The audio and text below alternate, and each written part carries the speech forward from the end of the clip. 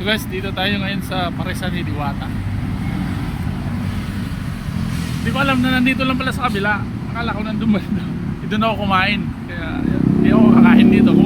Kumain ako eh. Nakakain ako ng para sa kabila. Akala ko kasi doon banda yung Parisan niya. So dito lang pala sa kabila dito.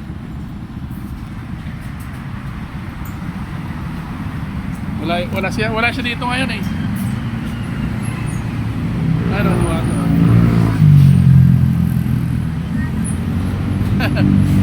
Sa idol oh.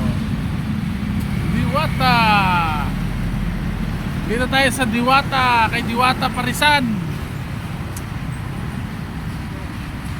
O konti lang yung kumakain guys, konti lang. Baka mamaya pong gabi.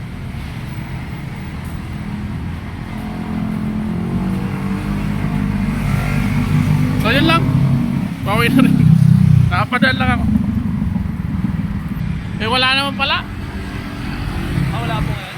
Wala si Diwata dyan. Idol, kasama natin sa vlog ha. Ano, nakakain ka naman dyan sa Parisan ni Diwata? Hindi ko po eh. Hindi ko. Sabi nila masarap daw talaga pagkain dyan eh. Kanina, ganito kasi, ang nangyari kasi, dapat talaga doon ako kakain. Kung alam ko lang na dyan lang pala sa likod. Dyan lang po sa mayan. Oh, wala eh, dito ako galing, dyan ako kumain oh.